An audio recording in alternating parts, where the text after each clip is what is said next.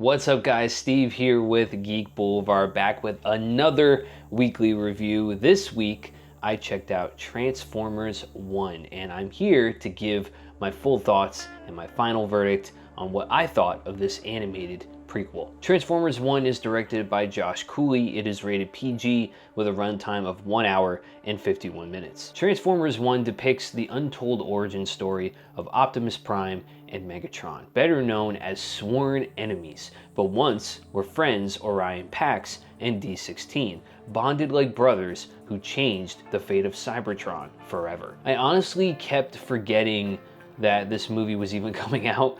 The trailers didn't really sell me too much. I just think, the marketing team didn't do a very good job on selling this movie to the mainstream audience, and especially to the diehard fans out there, which probably explains why this is probably going to be known as Chris Hemsworth's second flop, because the box office for this film is going to be dropping dramatically apparently, which is a shame because I really love this movie. There just wasn't a whole lot there for me to get excited initially. I was, pretty much burnt out on the franchise, as Rise of the Beasts was a bit of a letdown for me.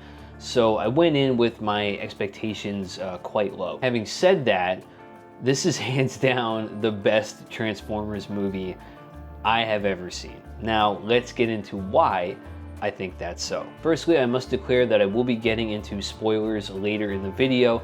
There are timestamps that I've posted down below for you to skip the spoiler section if you don't want any important plot points ruined for you. I will also give you a warning before doing so, just to cover all my bases. Now, Transformers 1, boy oh boy. First off, I have to congratulate ILM, Industrial Light and Magic, for the animation on display here, as they have been the animators for the Transformers franchise for a long time, ever since the original live action film back in 2007. They broke a lot of new ground in this prequel.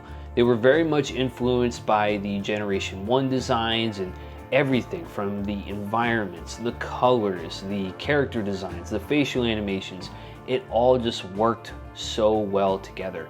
It's just a beautiful film to look at from start to finish. I have not seen the original 1986 film. I know I should be ashamed of myself, but I think that the fan service that this film provides, not just for new fans, but also for fans of that original film who have stuck with this franchise for so long, it's gonna leave you more than happy walking out of that theater. I had a big smile on my face.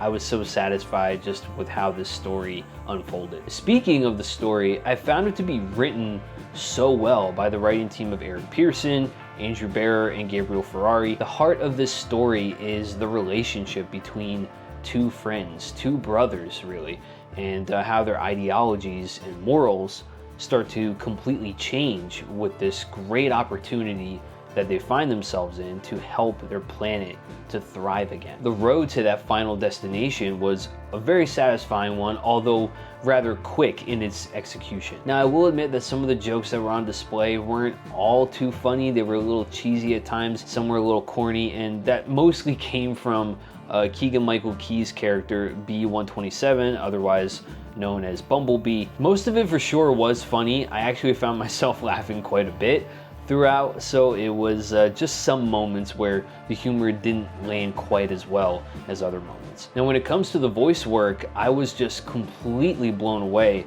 by everyone involved. Scarlett Johansson plays a really badass Elita 1. She has great action moments for sure. Keegan-Michael Key as Bumblebee had some really cool moments, but the standouts, no surprise really, are Chris Hemsworth and Brian Tyree Henry. Their chemistry together felt quite genuine to me personally, and when I was watching, I kept thinking how disappointed I was going to be. Not about the movie, but at the fact that I know where these characters will end up by the end of this story. Pax is a brash and cocky kind of guy who doesn't really like to follow protocol, while D16 is one who likes to follow the rules, but also has that feeling as well that he's meant for greater things. Henry played a great villain, plain and simple, and he was an excellent choice to play the character. Hemsworth is no slouch either, let me tell you. He actually does a pretty good job of sounding like a young Peter Cullen, and by the end of the film he starts to lean even more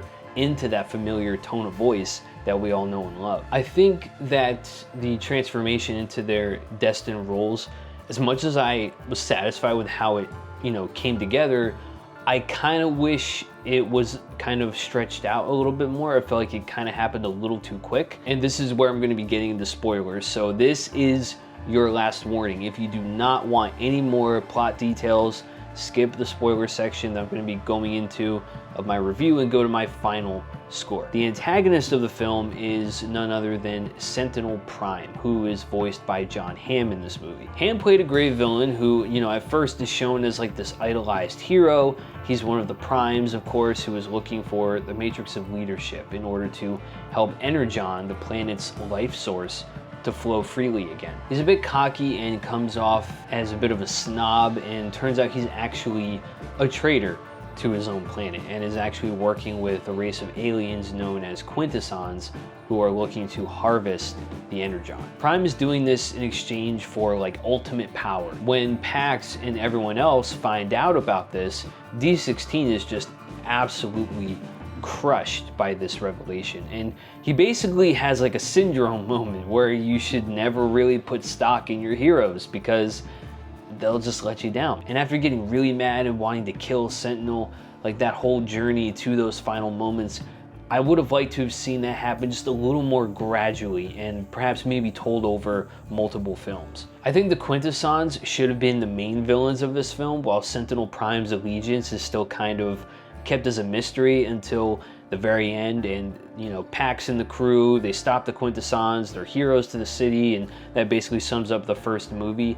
But then it's revealed at the end of the first movie that Prime is a traitor and has been working with the Quintessons to get ultimate power.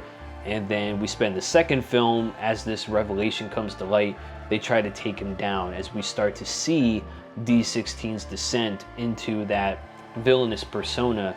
And I think you also show moments of him kind of losing control in this film and have that elevated in the second film after finding out Sentinel's betrayal. Then in the third and possibly final film, it becomes about taking down Megatron as Pax, who has embraced his role as the leader, Optimus Prime at this point, leads his soldiers into this final war for Cybertron. I would have loved to have seen it done that way, but I'm still excited to see where the franchise goes from here after this first film. There are two end credit scenes, a mid-credit scene, and a post-credit scene. The mid-credits isn't all that important, it's just a little funny scene with Bumblebee, but the post-credit scene is very important as D16 has embraced his new name as Megatron and starts branding his followers with that all too familiar insignia and dubs himself and his soldiers as Decepticons. So this war is obviously far from over, and I'm curious as to where they're going to take this story. In conclusion, I have to give Transformers 1 a score of 5 out of 5. Taking the franchise back to the animated medium for a feature film was the smart move. The voice cast all across the board, especially from Henry and Hemsworth, blew me away with how they managed to pay tribute to these characters while still finding ways to make them fresh and new. The animation is top-notch from the environments all the way to the facial animations and designs.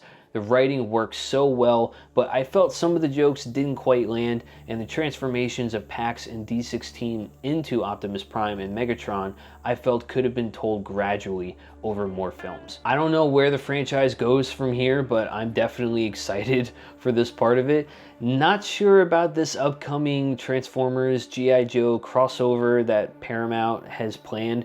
I'm not too optimistic about it, but I mean, we'll see. Let me know what you guys thought of Transformers 1 down in the comments below. Have you seen it yet? Where did your love of Transformers start for you? Don't forget, if you enjoyed the video, hit the like button, subscribe to Geek Boulevard, where I do movie reviews every week, as well as trailer reactions for movies that I'm excited for.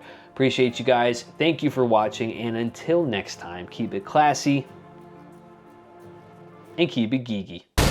Now is the time for us to stand up together as one.